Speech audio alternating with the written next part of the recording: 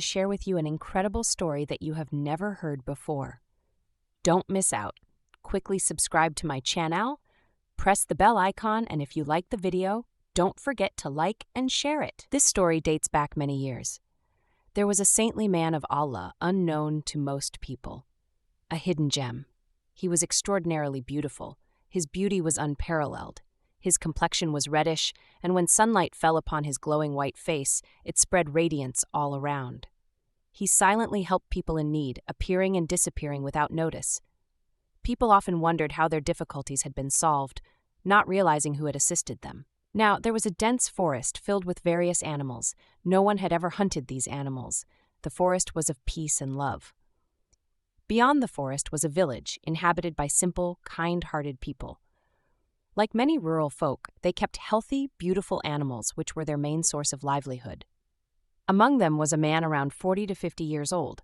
Unlike the rest of the villagers, he was extremely arrogant, considering himself superior. This was because he possessed a unique skill. He could understand the language of animals and communicate with them as if they were human. The animals, too, recognized him and spoke to him. This ability was something he had learned from a highly skilled and knowledgeable teacher. His teacher was a master of many fields and taught him extensively. Among all his students, this man was the most intelligent, grasping every lesson quickly. Eventually, he became his teacher's favorite disciple. When he reached the age of around 25 or 26, his teacher called him and said, "I want to bestow upon you a special ability. It will bring you both benefits and dangers." The man eagerly asked, "Tell me the benefits first." The teacher replied, "Because you have excelled as my student and proven yourself victorious in every challenge, I grant you the ability to rule over animals. You will understand their language, and any animal you touch will become your obedient servant. However, never let pride or arrogance take over you. If you do, you will lose all your knowledge and power, and you will be left with nothing. Pride has destroyed many before you. It can wipe out entire nations. Keep kindness in your heart, ask only Allah for help, and do not think of yourself as a king. Use this gift to help the weak and needy, and always serve humanity." The disciple promised to follow his teacher's advice. Deep in thought for a moment, then added, "One more thing. After my passing, you will take my place. My time is coming to an end, and you must continue my work. But I warn you again, never let arrogance or selfishness enter your heart. Greed and worldly pleasures destroy everything. Always help others sincerely, and never refuse those in need. Remember, what Allah gives, He can also take away. Stay on the right path yourself, and guide others as well." Hearing this, the disciple felt immense joy. He thought to himself, "Finally, I have received the precious secret I had been longing for." Shortly after, his teacher passed away. The village people deeply mourned his loss, as they respected him greatly and sought his guidance for their problems. The disciple pretended to grieve, but inside he was thrilled. He had long been waiting for this moment. Now he possessed a power that no ordinary person had. Before passing away, the teacher had informed the villagers that his disciple would now assist them. The villagers, trusting their beloved teacher's words, accepted this.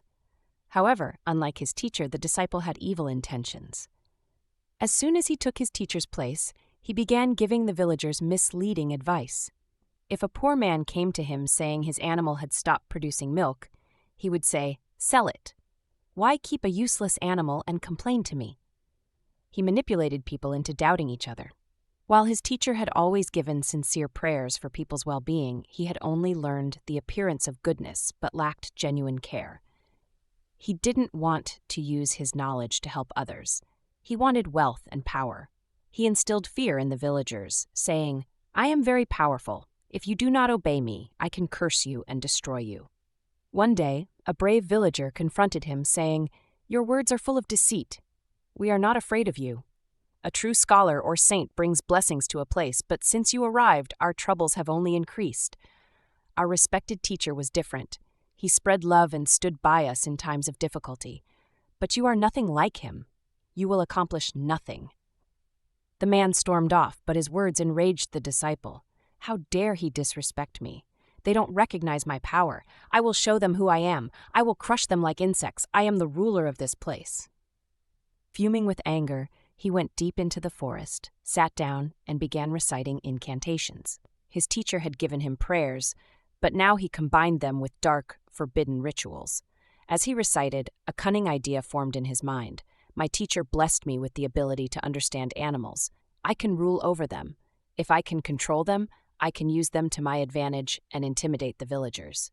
Just then he saw a beautiful deer, its shiny coat glistening. As he approached, the deer was about to flee, but he called out, "Stop!" The deer hesitated and turned to him in surprise, as if trying to understand how a human could speak its language. He gently said, "I mean you no harm. I just want to talk and test if I can truly understand your language." The deer cautiously replied, "Who are you? How do you understand our speech?" Hearing this, the disciple felt a surge of pride. "My teacher, a great scholar and spiritual master, blessed me with this gift. I wished to test my abilities, so I tried speaking to you." The deer nodded and said, "If you have been given this power, you should use it for good. Humans often enter our forest only to harm us or hunt our children. We fear them, but if a kind-hearted person comes, we befriend them and listen to them." The disciple's mind sharpened. He saw an opportunity. If I can control animals, I can benefit from them and establish my dominance over the villagers. He asked the deer, "Who else lives in this forest? Can you help me?" The deer hesitated, but then revealed, "The forest is vast. Many animals live here, lions, leopards, snakes, and birds. But beware, not everyone trusts humans. The king of the jungle, the lion, rules with fear."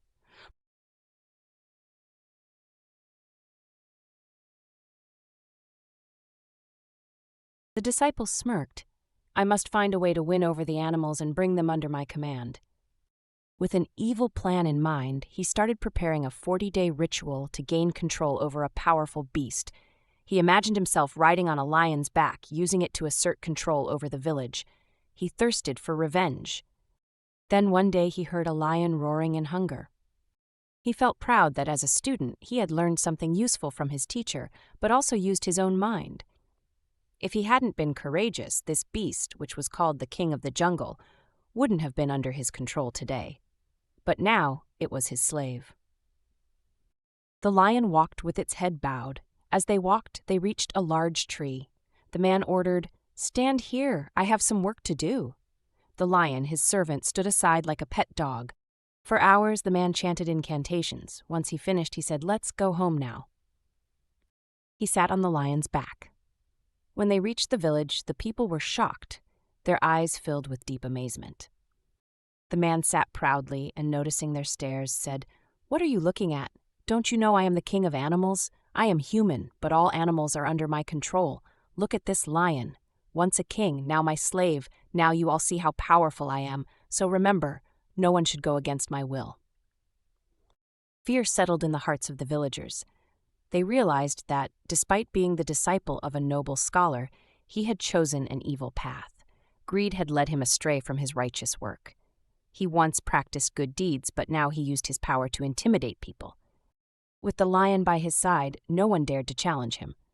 Even those who once mocked him, saying he was useless, now silently stepped aside.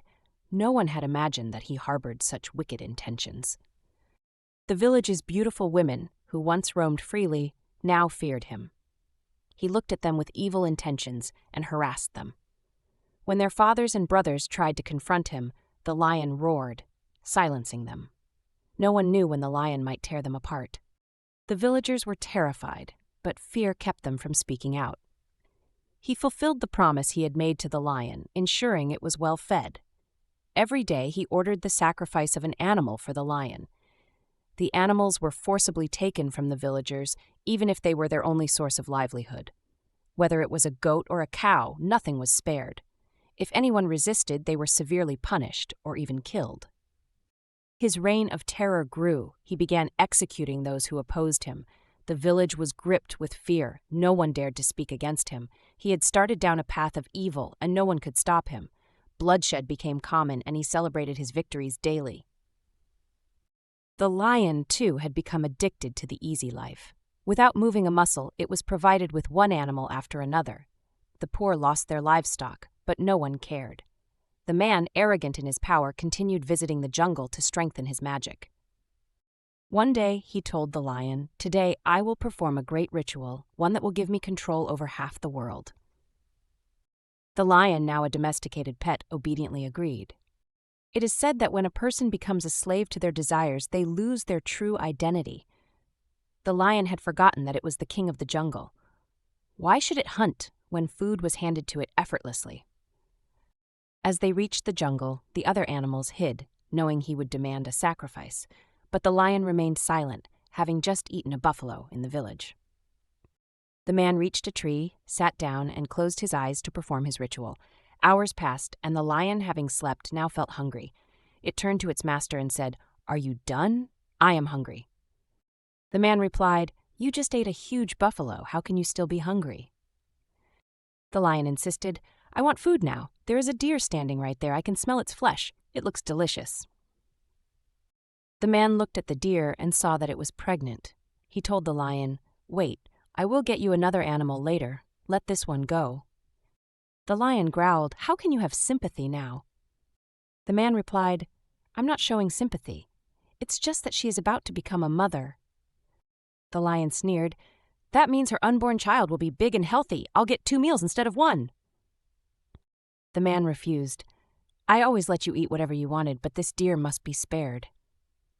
The lion grew impatient. "You think you are my master because you tamed me, but I will not let my prey escape."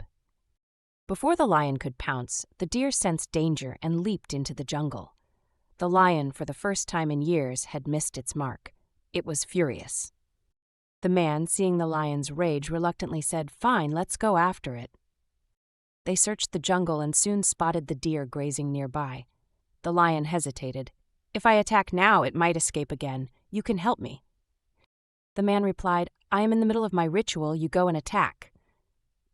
The lion, now desperate, lunged at the deer, but a sudden force threw it backward. The deer remained unharmed. The lion tried again, but once more, an unseen power flung it away. Shocked and frustrated, the lion looked around. Then, to its horror, the deer spoke. "Oh, hungry lion, do you think you can eat whoever you want? Only my creator decides my fate. You have committed countless sins, and your master has become blinded by greed, but you both will learn that no evil goes unpunished."